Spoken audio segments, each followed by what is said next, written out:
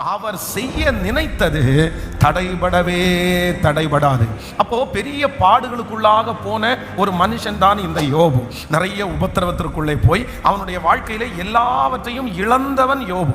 தன்னுடைய பிள்ளைகள், தன்னுடைய ஆடு மாடுகள், தன்னுடைய வசதி, தன்னுடைய சரீரத்தில் பலவீனம், இப்படி எல்லாத்தோடையும் வாழ்ந்த ஒரு மனுஷன் ஒரே நாளில் எல்லாத்தையும் இழந்து ஒரு கீழ் நிலைமைக்கு அவன் வந்துட்டான். அப்போ எல்லாரும் என்ன நினைச்சாங்க அப்படின்னு சொன்னா, இவனுடைய வாழ்க்கையில இனி மறுபிறப்பு இல்லை, இவனுடைய வாழ்க்கையில எல்லாமே முடிஞ்சிருச்சு, இதுக்கு மேல இவன் எழும்புறதற்கு முடியாது அப்படின்னு நினைச்சாங்க.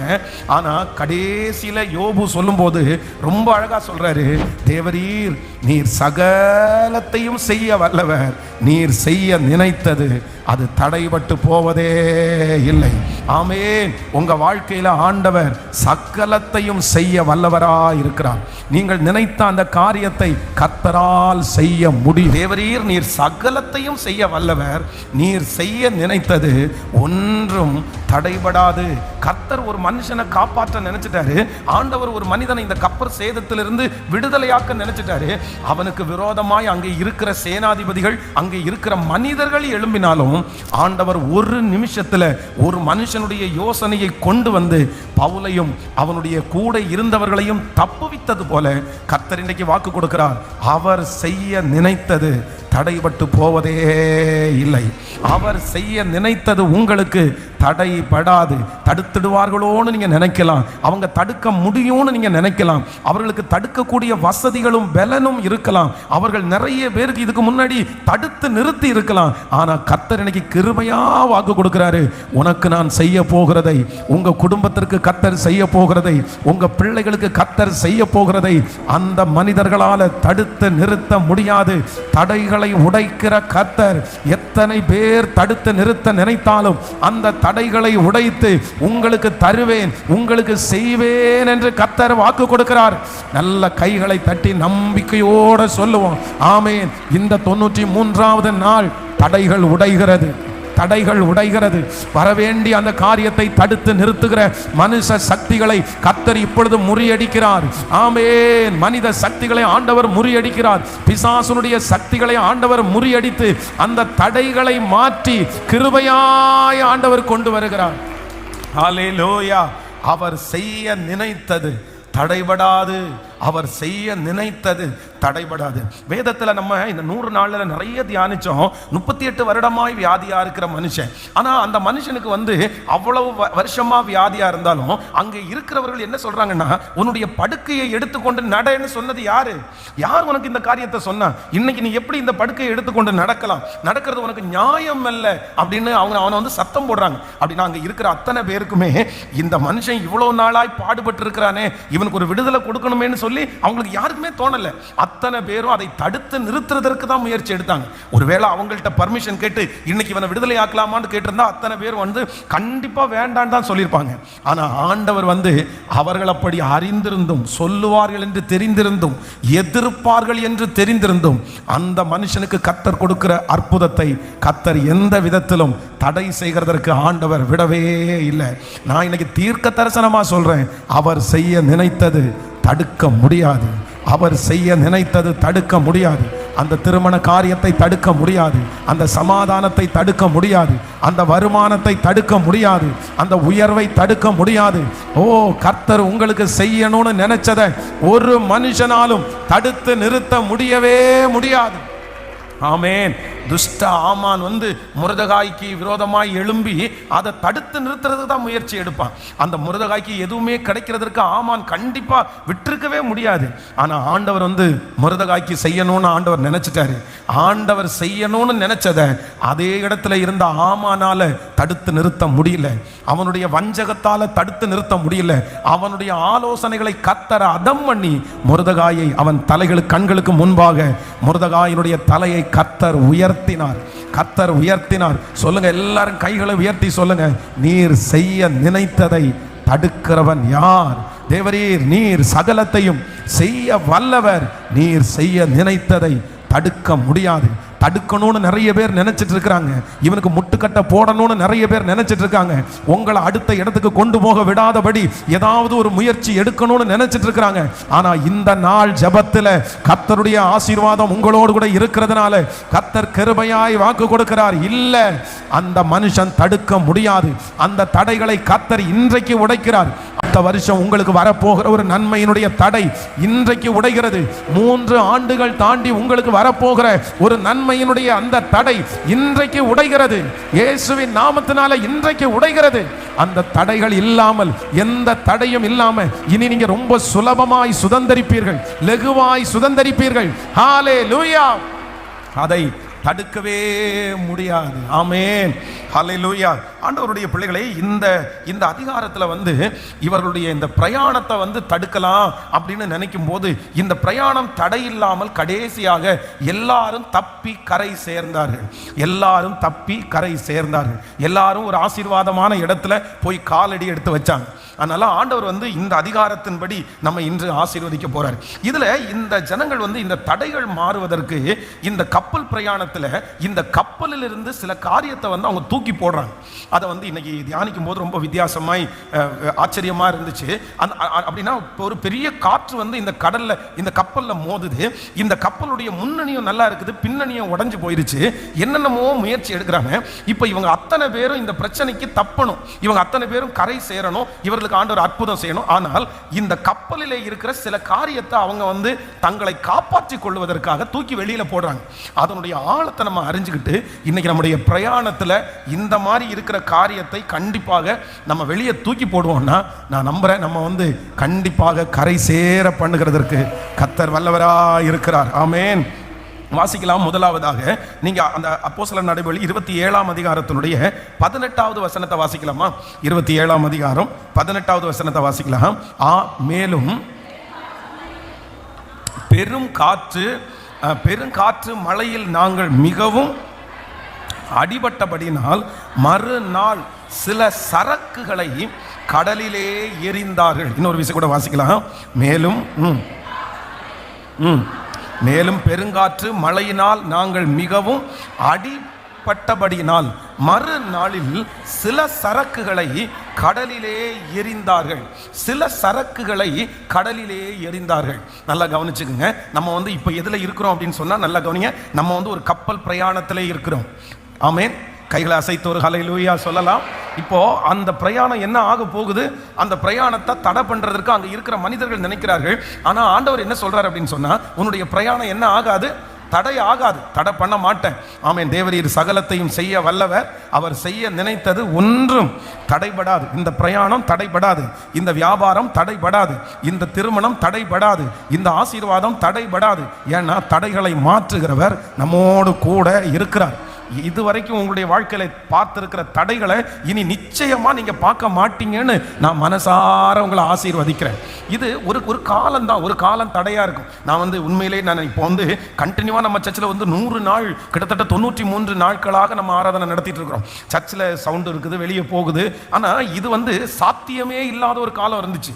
இந்த திருச்சபையை ஆரம்பிச்சு இங்க இருக்கிற நாட்கள்ல பாத்தீங்கன்னா இந்த மாதிரி 100 நாள் ஜெபம் ஆரம்பிக்கணும்னா கூட அது முடியவே முடியாது. ஏன்னா அதுக்குள்ள பெரிய தடைகள் வரும். 10 நாள் ஜெபம் பண்ண முடியாது.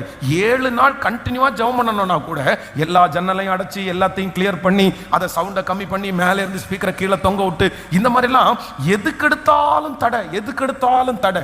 ஆனா இன்னைக்கு பாத்தீங்க அப்படின்னு சொன்னா இல்ல, இந்த ஊழியம் செய்கிறதற்கு நமக்கு என்ன கொடுத்திருக்கிறாருன்னா தடைகளே இல்லாம கர்த்தர் ஒரு பெரிய விசாலத்தை கர்த்தர் தந்திருக்கிறார்.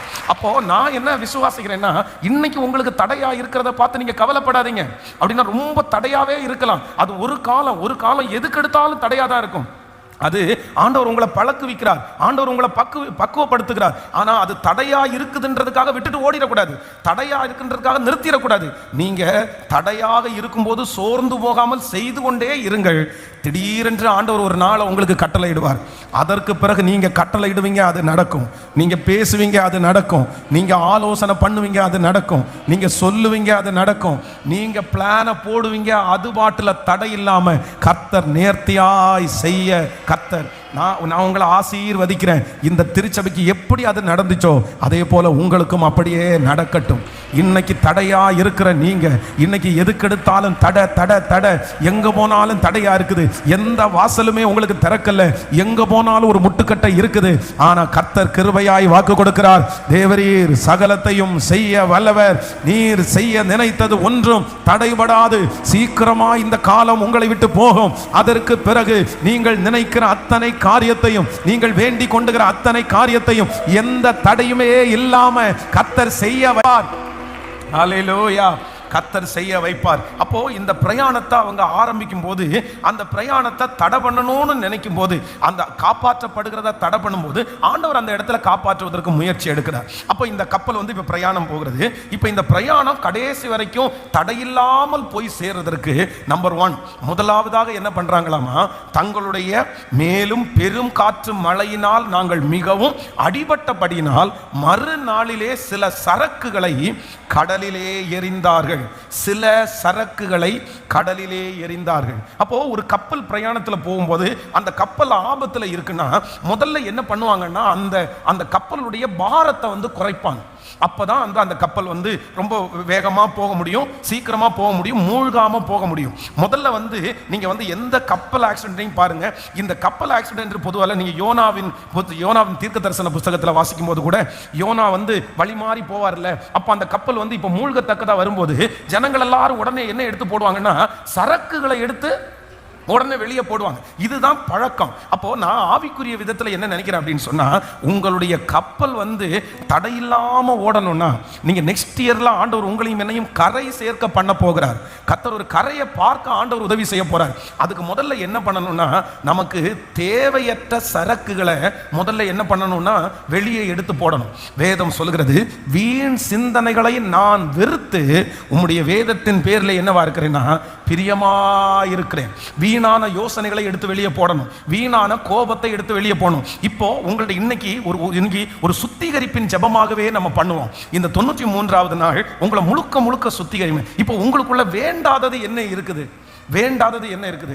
தேவையில்லாத பாரத்தை நம்ம எப்படி சுமக்க முடியும்? தேவையில்லாத கவலையை நம்ம எப்படி சுமக்க முடியும்? நான் அடிக்கடி சொல்லியிருக்கிறேன், நீங்க சுமக்கிற கவலை அது நியாயமானது தானா?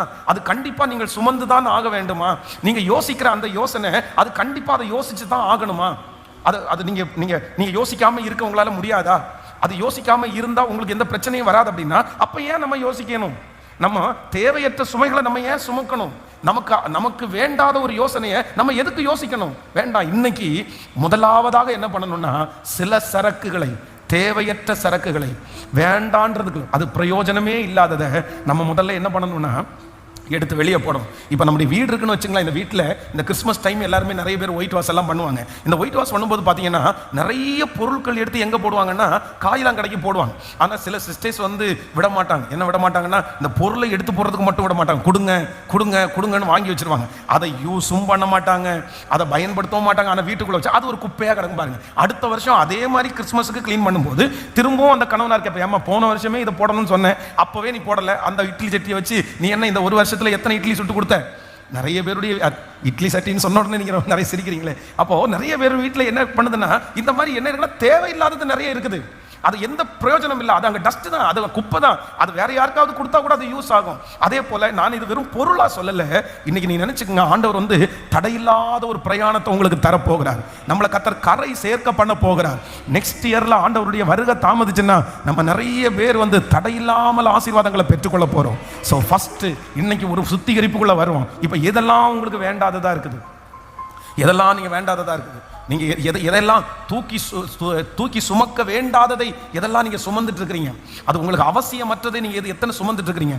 இப்போ இந்த ஜபத்துல நான் ஒப்பு கொடுக்குறேன். ஆண்டவரே, நான் அதை எங்க போடுறேன்னா கடலில் தூக்கி போடுறேன். எனக்கு அது தேவையில்லாத யோசனை. அது யெகோவா ஈரே, கர்த்தர் பார்த்து கொள்ளுவார். அந்த காரியத்தை ஆண்டவர் பார்த்து கொள்ளுவார். நான் இனி நிம்மதியாக அந்த காரியத்தை நான் செய்வேன். நான் இந்த காரியத்தை யோசிச்சே இருக்க மாட்டேன். நான் நிம்மதியாக நான் தூங்குவேன். ஏன்னா கர்த்தர் எனக்கு கிருபையா இருக்கிறார். உங்க கைகளை அப்படியே உயர்த்தி ஸ்தோத்திரம். ஆண்டவர் யாரோ ஒருத்தரிடத்துல பேசுகிறார். ஆமென். Thank you Jesus. அதனால யாருக்கும் நஷ்டம் இல்லை, அது உங்களுக்கு மட்டும்தான் நஷ்டம். அது வேண்டாம், அது தேவையற்ற ஒன்று, அது உங்களுக்கு அவசியம் இல்லாதது ஒன்று. அந்த கவலை உனக்கு வேண்டாம் மகளே, அந்த கவலை உனக்கு வேண்டாம் மகனே. நீ கவலைப்படுகிறதுனால நீ ஒரு முழத்தை கூட்ட முடியாது, ஒரு முழத்தை நீ குறைக்க முடியாது. இந்த காரியத்தை குறித்து வருத்தப்படுத்துறதுனால எதுவுமே செய்ய முடியாது. எதுவுமே செய்ய முடியாத ஒரு பாரத்தை நீங்க ஏன் தூக்கி சுமந்துட்டு இருக்கிறீங்க? உங்க மனைவியினுடைய பாரத்தை நீங்க ஏன் சுமந்துட்டு இருக்கிறீங்க? கணவனாருடைய பாரத்தை ஏன் சுமக்கணும்? கர்த்தர் சொல்லுகிறார், அது ஒன்று முன்னை சேதப்படுத்த மாட்டாது, அது நேர்த்தியா நடக்கும். இதுவரையிலும் கைவிடாத கர்த்தர் இனியும் உங்களை கர்த்தர் கைவிட மாட்டாரு. நிச்சயமா ஆண்டவர் உங்களை விட்டு விலக மாட்டாரு. இந்த காரியத்துல அற்புதம் தான் நடக்கும். இதுல ஒரு அதிசயத்தை கர்த்தர் செய்வார். இதுல நீங்க கவலைப்படுறதுல எந்த பிரயோஜனமுமே இல்லை. ஸ்தோத்திரம், ஸ்தோத்திரம், ஸ்தோத்திரம். ஹல்லேலூயா. ஆண்டவரே, எனக்கு ஒரு கிருபையை தாரும். நான் என்ன பண்ணக்கூடாதுன்னா, தேவையற்றதை நான் என்ன பண்ணக்கூடாதுன்னா சுமக்கவே கூடாது. தேவையற்றதை நான் சுமக்கக்கூடாது. என்னுடையது அல்லாத ஒன்றை நான் சுமக்கக்கூடாது. இப்போது நீங்கள் ஒரு தீர்மானத்தோடு நீ தயவுசெய்து வீட்டில் போய் எழுதுங்க. எல்லாத்தையுமே தேவையில்லாத எதையெல்லாம் நீங்கள் சுமக்குறீங்களோ அதை ஒரு பேப்பரில் எழுதி ஜெபம் பண்ணி கொண்டு அடுப்பில் போட்டு எரிச்சிருங்க. ஆனால் இனி நான் என்ன பண்ண மாட்டேன்னா, அதை நான் யோசிக்கவே மாட்டேன். பாருங்கள், தேவையில்லாத யோசனை அப்படின்னு சொல்லும்போது எப்படி இருக்குன்னா, ஒரு சென்னையிலேருந்து ஒரு ஃபேமிலி சந்திக்கிறதுக்காக வந்தார்கள். கணவன் மனைவி 2 பேருமே ஜெபம் பண்ணுறதுக்காக வராங்க. அப்போது அந்த சிஸ்டருக்கு இரண்டாவது ஒரு குழந்தை பிறக்கிறதுக்கு அந்த சிஸ்டருக்கு விருப்பம். ஆனால் அந்த பிரதருக்கு அந்த அளவுக்கு விருப்பம் இல்லை. ஆனால் அவங்களுக்கு அந்த குழந்தை கேட்குது. என்ன கேட்குது அப்படின்னு சொன்னால், எனக்கு அடுத்து ஒரு குழந்தை வேணும் அப்படின்னு கேட்குது. ஆனால் இவங்களுக்கு அந்த பிரதருக்கு அது விருப்பம் இல்லை. ஏன் விருப்பம் இல்லைன்னு சொன்னால், அவர் சொல்கிறாரு, பாஸ்டர் இன்னைக்கே எனக்கு 16,000 ரூபாய் தான் சம்பளம் கிடைக்குது. இந்த சம்பளத்தில் நான் எப்படி இந்த ஃபேமிலியை இது பண்ணுவேன்? அடுத்த ஒரு குழந்தை பிறந்துச்சுன்னா அந்த பிள்ளையை நான் எப்படி ஸ்கூலில் படிக்க வைப்பேன்? எனக்கு ரொம்ப வித்தியாசமாக இருந்துச்சு.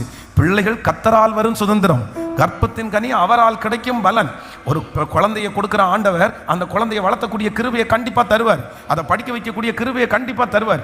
அவ்வளோதான். தடையாக்கி அது முடியாது அப்படின்னு சொல்லி, அப்போது இதெல்லாம் என்ன அப்படின்னு சொன்னால், தேவையில்லாத ஒன்றை நம்ம என்ன பண்ணியிருக்கிறோம்னா சுமந்துட்டே இருக்கிறோம். அந்த பாரம் நமக்கு வேண்டியதில்லை. அந்த பாரம் யாருடையதுன்னா கர்த்தருடையது. கர்த்தர் உங்களுக்கு நேர்த்தியாய் கர்த்தர் செய்வார். ஆமென். அவர் அந்த நேரத்தில் யாரை எழுப்பணுமோ அந்த காரியம் ரொம்ப அற்புதமாக உங்களுக்கு நடக்கும். அதனாலன்னு சொல்லி நீங்க எந்த காரியத்தையும் தடுத்து நிறுத்தாதீங்க. உங்கள்கிட்ட பணம் இல்லை, உங்கள்கிட்ட ஞானம் இல்லை அப்படின்னு நீங்க எதைக்குமே முட்டுக்கட்ட போடாதீங்க. நீங்க யாரு முட்டுக்கட்ட போறதுக்கு? கர்த்தர் கொடுக்கிற ஆசீர்வாதத்தை தடுக்கிறது நீங்க யாரு? ஆண்டவர் உங்களுக்கு வச்சிருக்கிற திட்டத்தை நிறைவேற்றாதபடி தடுக்கிறதுக்கு நீங்க யாரு? நீங்க அப்படி தடுக்க கூடாது. உங்களுடைய நினைவுகள் ஆண்டவருடைய நினைவுகள் அல்ல, உங்களுடைய வழிகள் ஆண்டவருடைய வழிகளும் அல்ல. அவருடைய வழி மேலானது. அவர் நினைச்சாருன்னா 24 மணி நேரத்துக்குள்ள எனக்காக ஒரு 10 வருஷத்திற்கானதை ஒரே நேரத்தில் கர்த்தரால் எனக்கு தர முடியும். அவர் அவ்வளவு பெரிய தேவனாய் இருக்கிறார். ஹல்லேலூயா. அதனால ஃபர்ஸ்ட், ஆண்டவரே, என்னுடைய கப்பல்ல இருந்து நான் இறக்குறேன்.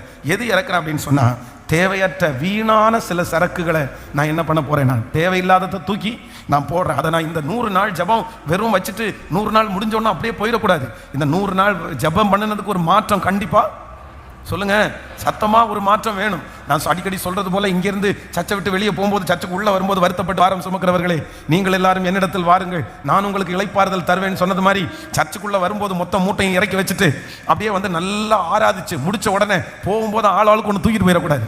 இன்னைக்கு நம்ம நிறைய பேர் அப்படிதான், செருப்பு போடுறோமோ இல்லையோ எதையை தூக்கிட்டு போயிடுறோம். கொண்டு வந்த மூட்டையை அப்படியே நிறைய பேர் திரும்ப கொண்டு வராங்க, இங்க வைக்கிறாங்க, திருப்பி கொண்டு போறாங்க. அப்படி இல்லை, கொண்டு வர்ற மூட்டையை எங்க போட்டுறணும் சொல்லுங்க? அவர் உங்களை விசாரிக்கிறவர் ஆனபடினால் உங்கள் கவலைகளை எல்லாம் அவர் மேல் வைத்து விடுங்கள்.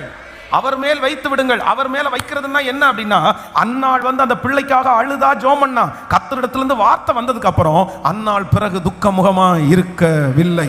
அவ்வளவுதான், முடிஞ்சிருச்சு. அதை கர்த்தரிடத்துல நான் சொல்லிட்டேன், ஆண்டவர் பார்த்துட்டாரு, ஆண்டவர் செய்வாரு. ஆண்டவரே, அந்த நம்பிக்கையை கர்த்தர் எனக்கு கிருபையாய் கர்த்தர் தருவாராக. ஹல்லேலூயா. ஸோ நம்பர் 1, முதலாவதாக என்னுடைய வீண் காரியங்களை நான் தூக்கி போடணும். நம்பர் 2, இரண்டாவதாக வாசிக்கலாம். நீங்கள் 27ஆம் அதிகாரத்தினுடைய 19வது வசனத்தை வாசிக்கலாமா? 27ஆம் அதிகாரம் 19வது வசனத்தை வாசிக்கலாம். 3ஆம் நாளிலே கப்பலின் தடவாளங்களை எங்கள் கைகளினாலே எடுத்து எறிந்தோம். அநேக நாளாய் சூரியனாவது நட்சத்திரங்களாவது காணப்படாமல் மிகுந்த பெரும் காற்று மழையும் அடித்து கொண்டு இருந்தபடியினால், நீங்க ஒரு விசை கூட 19வது வசனத்தை இன்னொரு டைம் கூட வாசிக்கலாம். ஆமென். 3ஆம் நாளிலே கப்பலின் தடவாளங்களை எங்கள் கைகளினாலே எடுத்து எறிந்தோம். கவனிங்க ஆண்டவருடைய பிள்ளைகளே, இப்போ 3 days 3வது நாள் ஆகுது. ஃபர்ஸ்ட் எடுத்த உடனே எதை செஞ்சாங்க? ஃபர்ஸ்ட் என்ன பண்ணாங்க? சரக்குகள், அப்படின்னா வேண்டாத வீணானவர்களை தூக்கி போட்டாச்சு. அதுக்கப்புறம் ஒரு 3 days 3 நாள் வரைக்கும் தாண்டிட்டு இப்போ இன்னும் கப்பலுடைய பாரத்தை அவங்க குறைக்கணும்னு நினைச்சிட்டாங்க. அப்போ என்ன அடுத்து எது மேல கை வைக்கிறாங்க அப்படின்னு சொன்னா, கப்பலுடைய தடவாளங்கள். தடவாளங்கள் அப்படின்னு சொல்றது என்ன அப்படின்னா, எக்யூப்மெண்ட்ஸ், இன்ஸ்ட்ருமெண்ட். அப்படின்னா இந்த கப்பலில் வந்து பார்த்தீங்கன்னா இது ரிப்பேர் ஆயிடுச்சுன்னா, ஏதாவது மிஸ்டேக் ஆயிடுச்சுன்னா, அதுக்காக பொதுவாக வந்து நம்ம காரில் போகும்போது எல்லா காருக்கும் என்ன இருக்குன்னா ஸ்டெப்னின்னு ஒன்று வச்சிருப்பாங்க. இந்த ஸ்டெப்னி டயர்னு வச்சிருப்பாங்க. பட் அது எப்போ யூஸ் ஆகும்னு சொல்ல முடியாது. சிலர் வந்து 10 வருஷமா அந்த கார் ஓட்டிட்டு இருப்பாங்க.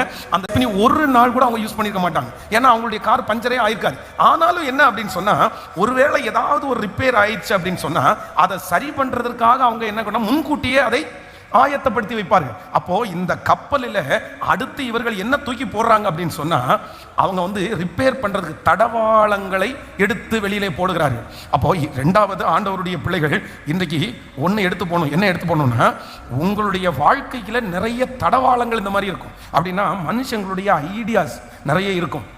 சேஃப்டிக்காக நம்ம வந்து நம்முடைய கண்ட்ரோலில் வச்சிருக்கிறது மாதிரி நம்ம வச்சிருப்போம். அதை எடுத்து வெளியே போடாம நம்முடைய பிரயாணம் சுமூகமாக போகாது. ஆமேன்னு சொல்லுங்கள், சத்தமாக சொல்லுங்க எல்லாரும். அப்படின்னா அந்த ஐடியா எல்லாம் மனுஷங்க ஒவ்வொருத்தரும் ஒவ்வொரு ஐடியா கொடுப்பாங்க. சொந்தக்காரங்க ஒவ்வொருத்தரும் ஒவ்வொரு ஐடியா கொடுப்பாங்க. ஒவ்வொரு பிளான், ஒரு திட்டம் இருக்கும். இல்லை, இந்த திட்டத்தை எதையுமே வச்சு என்னுடைய வாழ்க்கையை நகர்த்துறதுக்கு நாம் விரும்ப வேண்டாம். முழுக்க முழுக்க என்ன பண்ணுவோம்னா, ஆண்டவரே என்னுடைய வாழ்க்கை முழுவதும் உங்க கையில் நான் தர்றேன். இந்த 100 நாள் ஜபத்தில் அந்த யோசனை முழுவதுமாய் எடுத்து போடுங்க.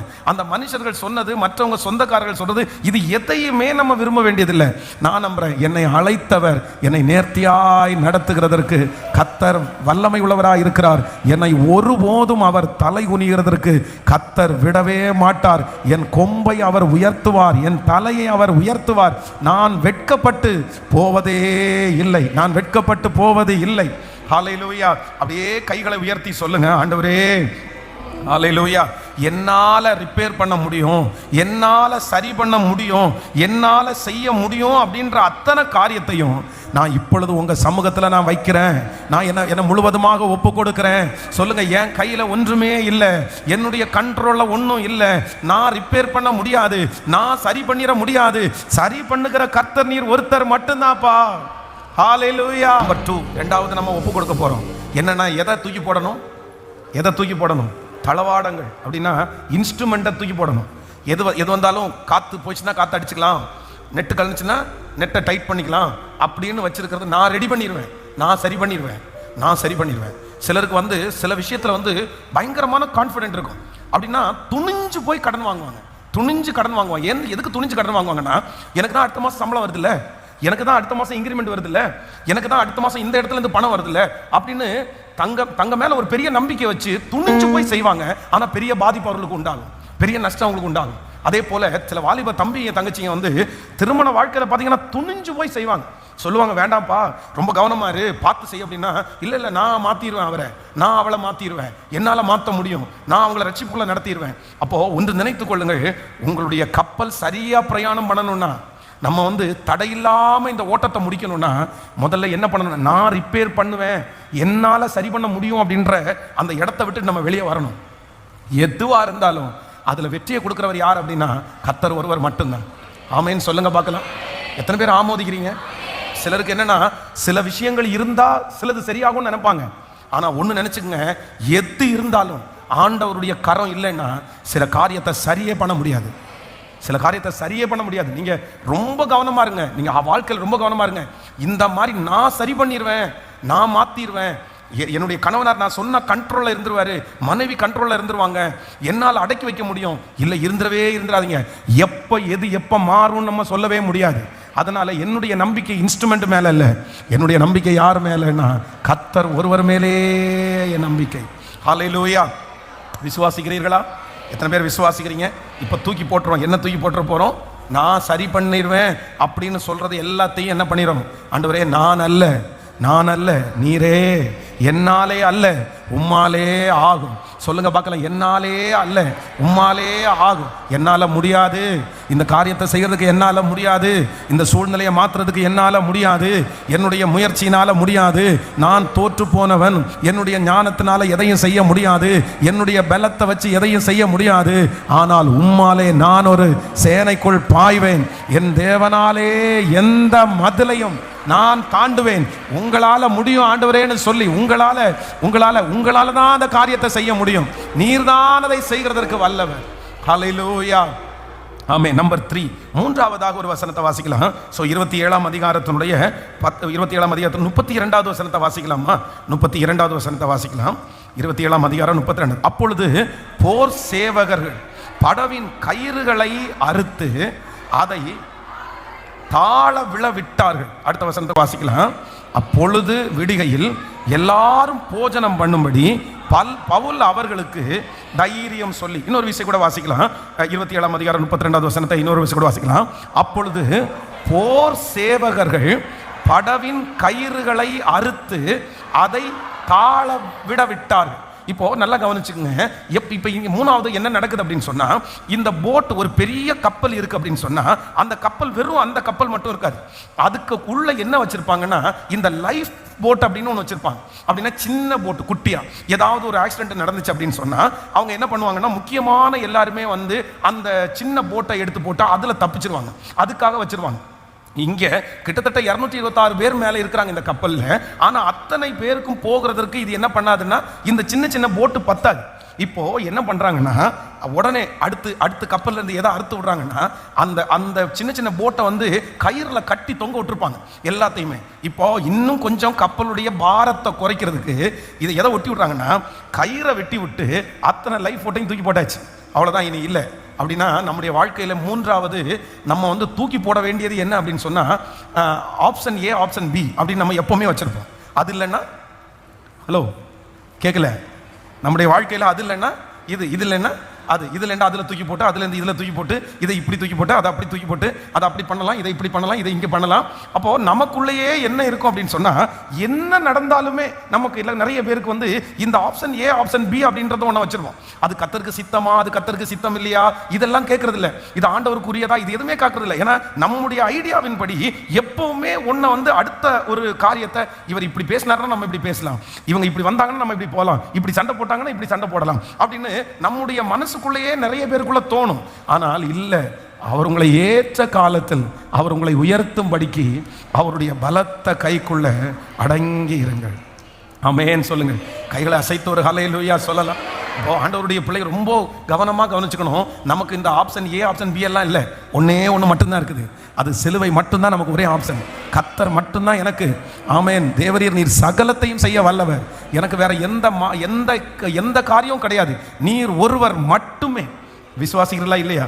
சில காரியத்திற்கு வரும்போது ஆண்டவருடைய பிள்ளைகள் நிறைய பேர் இதில் தடுமாறுவாங்க. பாருங்க, இந்த குழந்தைய வச்சிருக்கிறவங்க எல்லாருமே வந்து ஏதாவது அதுக்கு அந்த குழந்தைக்கு வயிற்றுல ஏதாவது பிரச்சனை வந்துச்சுன்னா போய் வந்து ஓதிட்டு வரலாமான்றாங்க. ஏன் அத்தனை வருஷமா சர்ச்சுக்கு வந்துருப்பாங்க, அவ்வளோ ஆண்டவரோட இருப்பாங்க, உடனே போய் ஓதிட்டு வர்றதுக்கு அது என்ன? அவங்களுக்கு எங்கேயாவது ஒரு இடத்துல என்ன நடக்கணும், எப்படியாவது ஒரு இடத்துல அற்புதம் நடக்கணும், எங்கேயாவது ஒரு இடத்துல அற்புதம் கிடைக்கணும். ஆண்டவருடைய பிள்ளைகளை ஒன்று நினைத்துக் கொள்ளுங்கள், நமக்கு அற்புதம் பெருசு இல்லை, எப்படி கிடைக்கிறதுன்றதான் பெருசு. நான் சொல்றது உங்களுக்கு புரியுதுல? என் கையில் இப்போ 100 ரூபாய் எனக்கு வேணும்னு வச்சுங்களேன், இந்த 100 ரூபாய் எப்படி வேணாலும் எனக்கு வந்துடலாம், எனக்கு 100 ரூபாய் போதும்னு நான் நினைச்சிடக்கூடாது. எனக்கு வருகிற 100 ரூபாய் வர்றது பெருசு இல்லை, அது எப்படி வர்றதுன்றதான் பெருசு. உங்களுக்கு அற்புதம் வந்து எப்படியோ கிடைக்குது அப்படின்றத பெருசு இல்லை. இன்னைக்கு உலகத்தில் இருக்கிற மனிதர்கள் அப்படிதான் ஓடுறாங்க, எப்படியாவது ஒரு அற்புதம் கிடைக்கணும், எப்படியாவது நான் பெரிய ஆளா மாறினும், எப்படியாவது நான் உன்னதனா வந்துடணும் அப்படின்னு நினைக்கிறாங்க. அது கிடையாது. அது கர்த்தருடைய ஆசீர்வாதமே ஐஸ்வர்யத்தை தரும், அதனோடு அவர் வேதனையை கூட்டார். எனக்கு வருகிற ஆசீர்வாதம் நேர்த்தியான வழியிலே கர்த்தருடைய சமூகத்திலிருந்து ஆண்டவரை அனுமதித்து ஆண்டவர் கொடுக்கிறது தான் எனக்கு நித்தியமான ஒரு ஆசீர்வாதம், நிரந்தரமான ஒரு ஆசீர்வாதம். அது எனக்கு போதுமானது, அது எனக்கு போதுமானது. அப்போ இன்னைக்கு என்ன, முதல்ல தூக்கி போட்டுருங்க. இல்ல ஆண்டவரே, உன்னதத்திலிருந்து வானத்தையும் பூமியையும் உண்டாக்கின கர்த்தரிடத்திலிருந்து எனக்கு ஒத்தாசை வரும். இனி நான் என்ன பண்ண மாட்டேன்னா, என்னுடைய அற்புதத்திற்காக எங்க வேணும்னாலும் போகணும்னு நினைக்க மாட்டேன். அவர் என்னை கொன்று போட்டாலும் அவர் மேல் நம்பிக்கையா இருப்பேன்.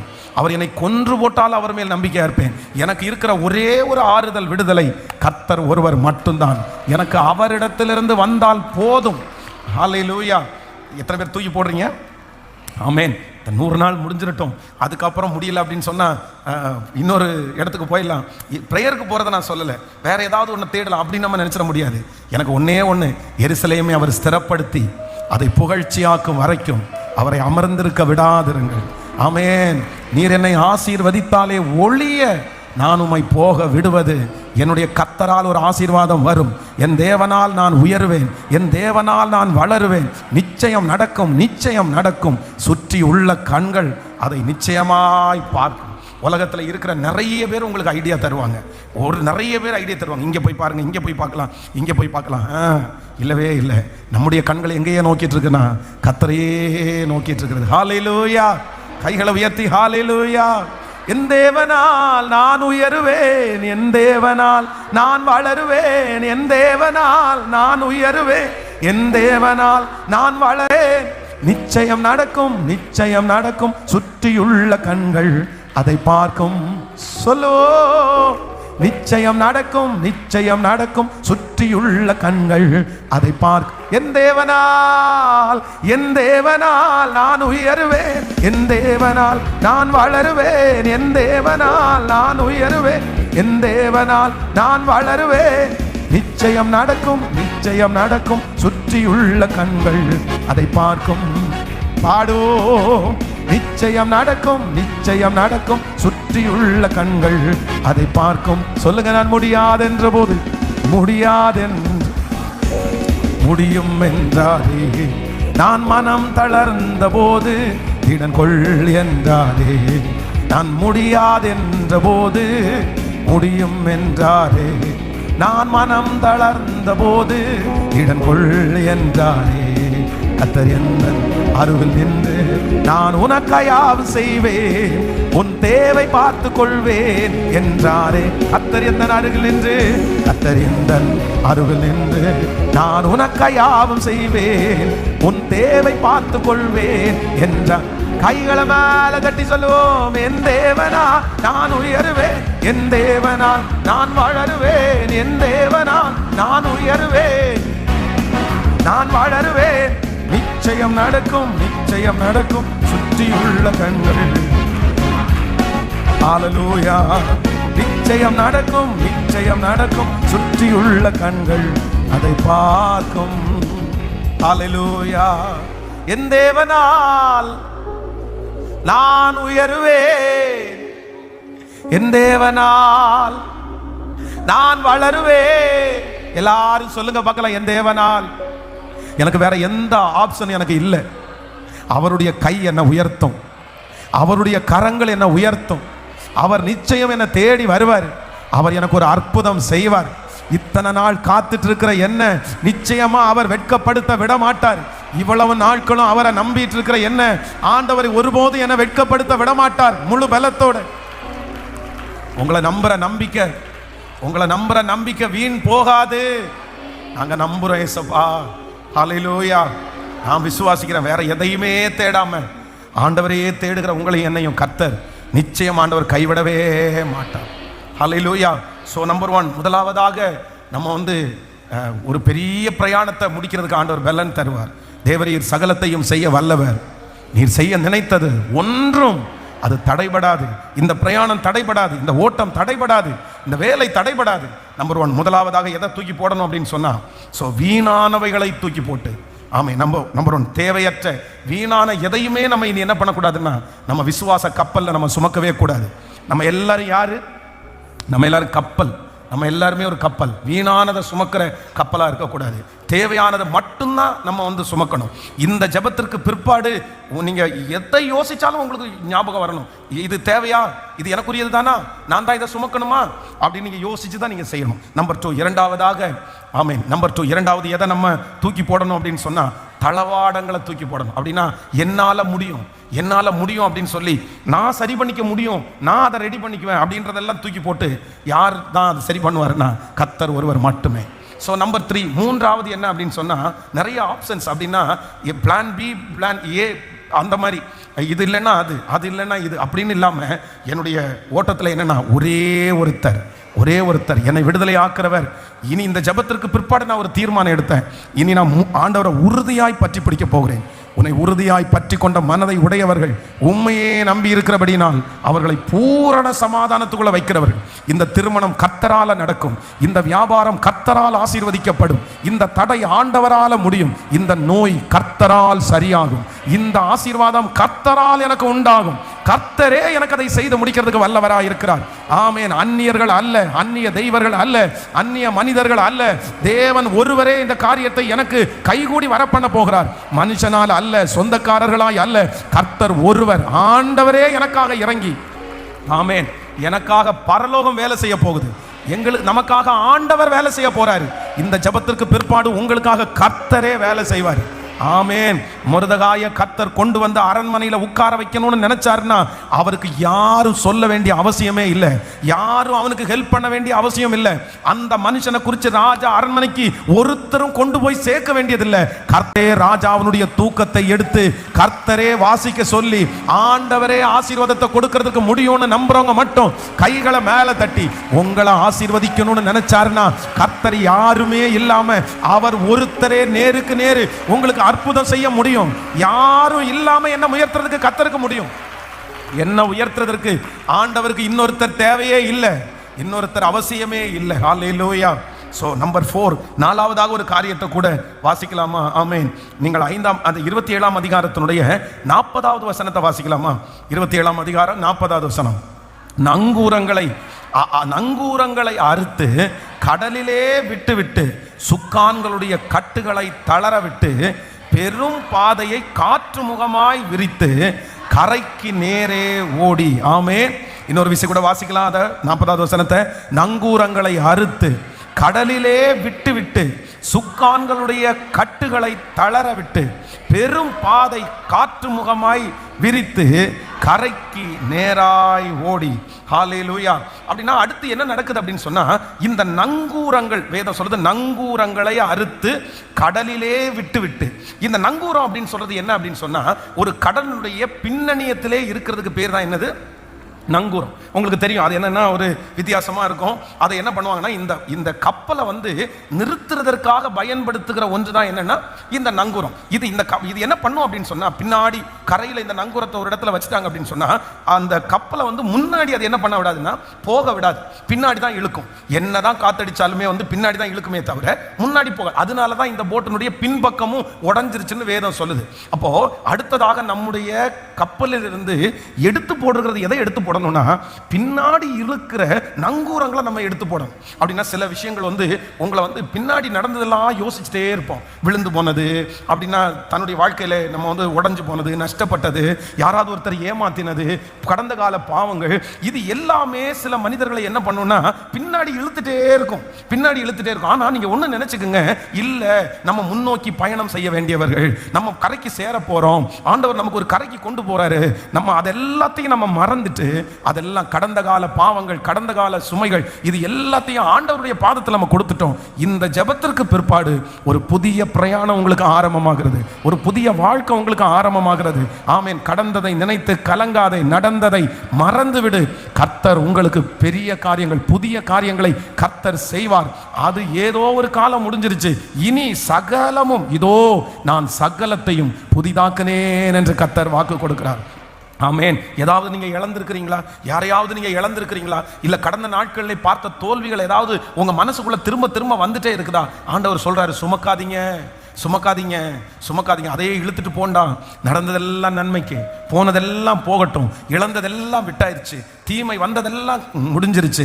ஆனா இனி நமக்கு ஒரு புதிய காரியத்தை கர்த்தர் கிருபையாய் செய்ய போகிறார். ஹல்லேலூயா. இப்போ இன்னைக்கு எல்லாரும் ஜெபம் பண்ணி இந்த 4 காரியத்தை நம்ம ஒப்பு கொடுத்து இன்னைக்கு ஒரு புது பிரயாணத்தை நம்ம ஆரம்பிக்கிறதுக்கு ஆண்டவர் உதவி செய்ய போறார்.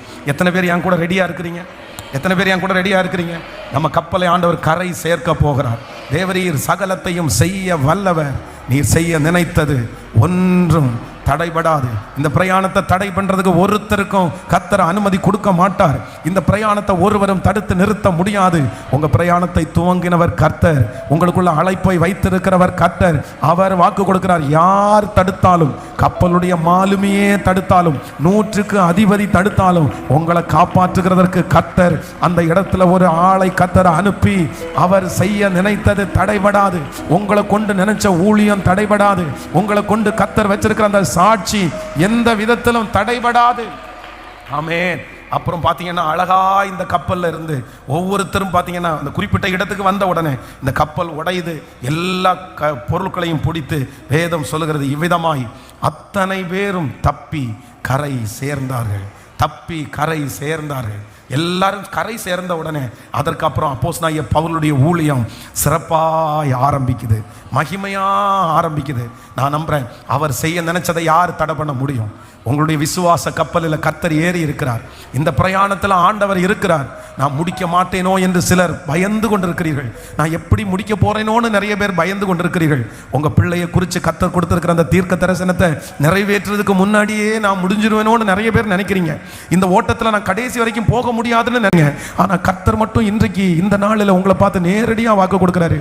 இல்லை மகளே, உன்னுடைய பிரயாணத்தில் ஆரம்பிச்சதுலேருந்து உன் கூட டிராவல் பண்ணுகிற கர்த்தர் எந்த பிரச்சனை வந்தாலும், இந்த கப்பலே மூழ்கி போனாலும், நீ பிரயாணம் பண்ணுகிற எல்லாம் மூழ்கி போனாலும், அப்போஸ்தலனாகிய பவுலை கரை சேர்த்தது உண்மையானால் உங்களை நிச்சயமா கர்த்தர் கரை சேர்ப்பேன் என்று வாக்கு கொடுக்கிறார். அந்த தரிசனம் நிறைவேறுகிற வரைக்கும் கர்த்தர் விடமாட்டார். இந்த சொப்பனம் நிறைவேறுகிற வரைக்கும் ஆண்டவர் விடமாட்டார். ஆண்டவர் உங்களுக்கு சொன்னதை செய்யும் அளவும் கர்த்தர் கைவிடுவது இல்லை. ஹல்லேலூயா.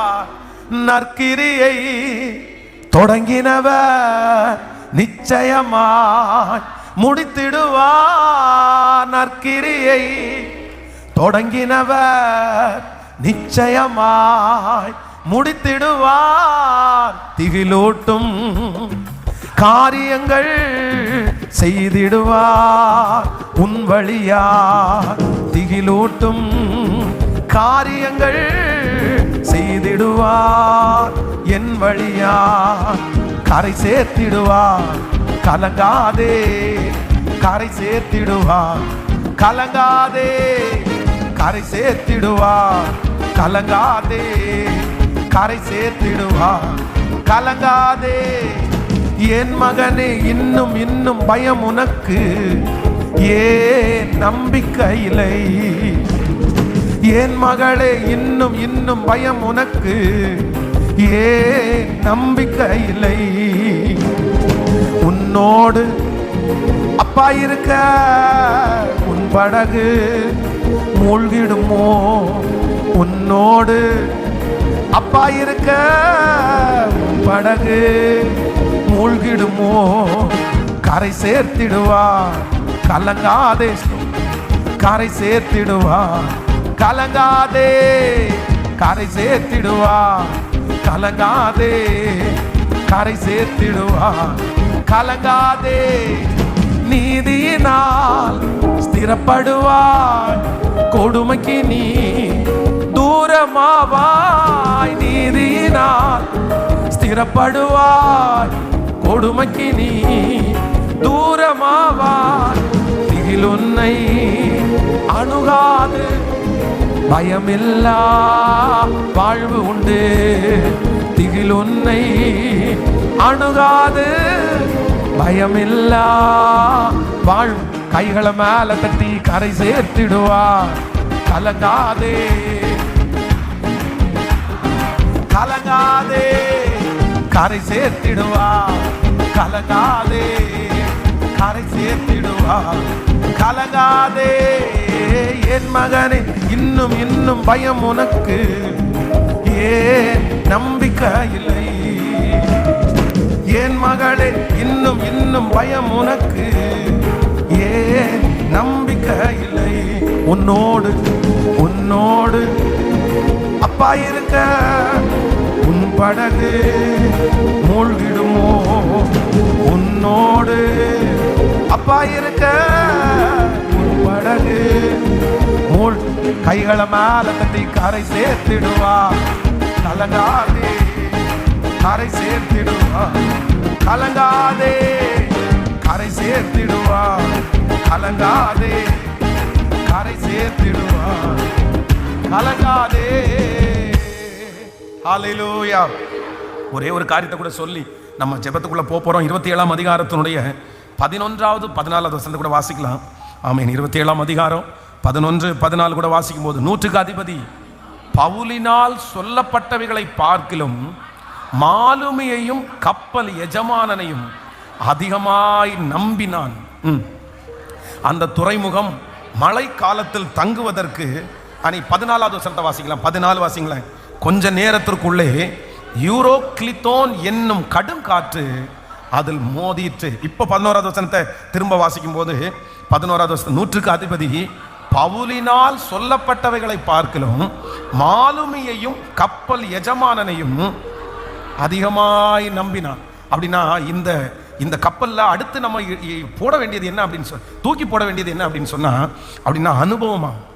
இந்த இடத்துல என்ன அப்படின்னு சொன்னா, நூற்றுக்கு அதிபதியின் இடத்துல பவுல் சொல்றாரு, இல்ல இந்த பக்கமா நம்ம போக வேண்டாம், இந்த பிரயாணத்துல ஒரு பெரிய பிரச்சனை வர்றது மாதிரி நான் உணர்றேன் அப்படின்னு சொன்னா, நூற்றுக்கு அதிபதி பவுலினால் சொல்லப்பட்டவைகளை விட, அப்படின்னா பவுல் சொல்லுகிற வார்த்தையை தூக்கி எல்லாம் போடல, அதை வச்சிருக்கிறாரு ஒரு ஓரத்தில் வச்சு. ஆனா அதை விட யாருடைய வார்த்தை ரொம்ப மேலோங்கிருச்சாமாமா, மாலுமியையும் கப்பல் எஜமானனும் சொன்ன வார்த்தையை அவர் ரொம்ப அதிகமாய் கேட்டாராம். இப்போ உங்களை பார்த்து கேட்குறேன், 2 வார்த்தை உங்களுக்கு முன்னாடி இருக்குது. ஒன்று மருத்துவத்தினுடைய ரிசல்ட் அப்படின்ற ஒரு வார்த்தை இருக்குது, இன்னொன்று கர்த்தர் வார்த்தைன்னு இருக்குது. உங்க வாழ்க்கையில் எல்லாருடைய வாழ்க்கையிலும் இந்த 2 வார்த்தை வரும். அனுபவசாலிகள், நிறைய திறமை உள்ளவர்கள், இதுக்கு முன்னாடி அந்த பிரச்சனையை சந்திச்சவங்க, அவங்க எல்லாரும் ஒரு வார்த்தையை பேசுவாங்க. இப்போ அதற்கு ஏருக்கு மாற ஆண்டவர் ஒரு வார்த்தை பேசுவாரு. இப்போ உங்க மனசுல எந்த வார்த்தைக்கு நீங்க 100% மதிப்பு கொடுக்குறீங்க? எது 100% நீங்க ஏற்றுக்கொள்ளுகிறீங்க? இன்றைக்கு என்ன இந்த மனுஷனை மாதிரி இருந்தோம்னா நம்முடைய கப்பல் நம்ம போய் சேராது, நம்முடைய பிரயாணத்தை போய் சேர முடியாது. ஆனா அதற்கு மாறாக ஆண்டவரே, எந்த அனுபவமும் இல்லை, நீர் ஒருவர், உம்முடைய வார்த்தை தான் மேலான வார்த்தை. ஆமென். இந்த டைட்டானிக் அப்படின்ற இந்த கப்பல் ரொம்ப ஒரு பல ஆண்டுகளுக்கு முன்பாக இந்த டைட்டானிக் கப்பல் பயங்கரமான ரொம்ப பெரிய ஃபேமஸ். அதை வச்சு ஒரு பெரிய மூவி எடுத்து அந்த சினிமா உலக அளவில் பயங்கரமாக ட்ரெண்ட் ஆகி கோடிக்கணக்கான வசூல் பண்ணி அன்னைக்கு இறங்கின அந்த சினிமாவில் அந்த சினிமா தான் ரொம்ப கோடிகளை குவிச்ச ஃபர்ஸ்ட் சினிமா அப்படின்ற அவார்டெல்லாம் வாங்கிருச்சு. ஆனால் அந்த கப்பல் உடையிறதுக்கு முன்னாடி அதை பிரயாணம் பண்ணும்போது அந்த கப்பலை உருவாக்கின அந்த எஜமானன் அவர் சொன்னாராமா, கடவுளே நினைச்சா கூட இந்த கப்பல் என்ன பண்ணாதுன்னா உடையாதுன்னு கேரண்டி கொடுத்தாராம். அவ்வளோதான், கரெக்டாக அந்த வார்த்தையை சொல்லி நியூ இயர் ஒரே வருஷத்தில் அந்த கப்பல் அது உடையிறதுக்கு வாய்ப்பே இல்லை. ஆனால் அந்த பனிப்பாறையில் பட்டு உடைஞ்சு அத்தனை ஆயிரக்கணக்கான ஜனங்கள் அதில் மடிந்து போனார்கள். அதனால ஒன்று நினைத்துக் கொள்ளுங்கள், நம்ம மனுஷனுடைய சித்தத்தின்படி அல்ல, மனுஷனுடைய யோசனையின்படி அல்ல, நம்ம யாருன்படினா கர்த்தருடைய வார்த்தையின்படி. அதனால யார் சொல்றதையும் கேட்க வேண்டாம். அனுபவம் மிக்கவர்கள் சொல்லி சொல்லி உங்களை என்னென்னமோ சொல்லியிருக்கலாம். இல்லை, கர்த்தருடைய வார்த்தையை நம்புறோம், ஆண்டவருடைய வார்த்தையை நம்புறோம். என் பிரயாணத்தில் எல்லா மனுஷனுடைய வார்த்தையை நான் எடுத்து போடுறேன், அனுபவசாலிகளுடைய வார்த்தையை எடுத்து போடுகிறேன். தேவரீர் சகலத்தையும் செய்ய வல்லவர், நீர் செய்ய நினைத்தது ஒன்றும் தடைபடாது. தேவரீர் சகலத்தையும் செய்ய வல்லவர், நீர் செய்ய நினைத்தது ஒன்றும் தடைபடாது. எத்தனை பேர் வேணாலும் பேசியிருக்கலாம் சிஸ்டர், எத்தனை பேர் வேணாலும் பேசியிருக்கலாம் பிரதர், நீங்க பயப்படாதீங்க. பாஸ்டர் ரொம்ப அனுபவம் உள்ள ஒருத்தர் தான் அந்த காரியத்தை குறித்து பேசினாரு, பயப்பட வேண்டாம். ஒரு ரொம்ப எக்ஸலண்டான ஒரு பர்சன் பேசினாரு, அந்த சூழ்நிலையில கடந்து வந்த ஒரு பர்சன் தான் பாஸ்டர் பேசினாரு, இது ரொம்ப கஷ்டம், இது முடியாது அப்படின்னு சொன்னாரு. ஆனா ஆண்டவர் சொன்னாரு, அவர்களை எந்த விதத்துல ஆண்டவர் நடத்துறாரோ அந்த விதத்துல உங்களை நடத்தணும்னு கிடையாது, உங்களை கர்த்தர் வித்தியாசமா நடத்தாரு. அவர்களுக்கு வலிக்கும், உங்களுக்கு வலிக்காது. அவர்களுக்கு நஷ்டமாகும், உங்களுக்கு நஷ்டமாகாது. அவர்கள் கடினமாய் கடப்பார்கள், நீங்கள் லெகுவாய் கடப்பீர்கள். ஒரே பாதை, ஒரே வழி, ஒரே அற்புதம், ஒரே டார்கெட். ஆனா கர்த்தர் அதன் வழியாய் ஒருவனை நன்மையாகவும் ஒருவனை தீமையாகவும் நடத்த முடியும். இந்த சத்தத்தை கேட்டுக்கொண்டிருக்கிற சிலருக்கு கர்த்தர் தீர்க்க தரிசனமா வாக்கு கொடுக்கிறாரு. மகளே பயப்படாதே, மகனே பயப்படாதே. அவர்களை அந்த வழியிலே கடினமாய் நடந்தார்கள் என்பதற்காக நீ அப்படி நடக்க மாட்டாய். நீ அறியாத வழியிலே உன்னை நடத்துகிற கர்த்தர், தெரியாத பாதையிலே நடத்துகிற கர்த்தர் கிருபையாய் வாக்கு கொடுக்கிறார். இல்ல, நான் வித்தியாசமாய் உன்னை நடத்த வல்லவர், வித்தியாசமாய் நடத்த வல்லவர். ஹல்லேலூயா. இப்போ நான் தூக்கி போடுறேன் ஆண்டவரே, என்னை சுற்றி இருக்கிறவர்கள் சொன்ன எல்லா அனுபவமான வார்த்தைகளை நான் தூக்கி போட்டுட்டு யாரையே நான் நம்புறேன்னா கர்த்தரையே நான் நம்புறேன். அப்போ இந்த வசனத்தை இப்போ சொல்லிட்டே நம்ம எழும்ப போறோம். தேவரீர் சகலவற்றையும் செய்ய வல்லவர், நீர் செய்ய நினைத்தது ஒன்றும் தடைபட. அப்படியே சொல்லிட்டே எந்திரிங்க பார்க்கலாம். தேவரே நீர் சகலத்தையும். ஸோ ஆன்லைனில் இருக்கிற பிள்ளைகள் அப்படியே எழுமி நின்று ஒரு 10 நிமிஷம் இந்த காரியத்திற்காக நம்ம ஜெபிக்க போகிறோம். தேவரீர் நீர் சகலத்தையும் செய்ய வல்லவர். நீர் செய்ய நினைத்தது ஒன்றும் அது தடைபடாது. தேவரீர் நீர் சகலத்தையும் செய்ய வல்லவர். நீர் செய்ய நினைத்தது ஒன்றும் தடைபடாது. சொல்ல சொல்ல அந்த மகிமை கடந்து வரட்டும். கர்த்தர் செய்ய நினைத்தது தடைபடாது. அந்த திருமணம் தடைபடாது, அந்த வேலை தடைபடாது, அந்த உயர்வு தடைபடாது. ஆமென். அந்த ஆசீர்வாதம் ஒரு நாளும் தடைபடாது, தடைபடாது. சொல்லிட்டு அதை தடுக்கிறதுக்கு ஒருவராலும் அதிகாரம் இல்லை. உங்களுக்கு வரக்கூடிய அந்த ஆசீர்வாதத்தை தடுக்கிறதுக்கு ஒருத்தருக்கும் கர்த்தர் அனுமதி கொடுக்க மாட்டாரு. கர்த்தர் சொல்றாரு, இதுவரைக்கும் தடைப்பட்ட காரியத்தை இனி தடை செய்கிறதுக்கு ஒரு மனுஷனாலும் முடியாது. அந்த உயர்வு தடைபடாது, அந்த வெளிச்சம் தடைபடாது, அந்த மேன்மை தடைபடாது. கர்த்தர் சொல்கிறார், அவர் செய்ய வல்லவர். தடைப்படுத்த முடியாது. ஆமென். தடைப்படுத்த முடியாது. அவர்கள் பேசினது வீணாய் போகும். அவர்கள் சொல்லி தடுக்க வேண்டும் என்று நினைக்கிறதை கர்த்தர் இப்பொழுது பார்க்கிறார். கர்த்தர் செய்ய நினைத்தது தடைபடாது. அல்லேலூயா.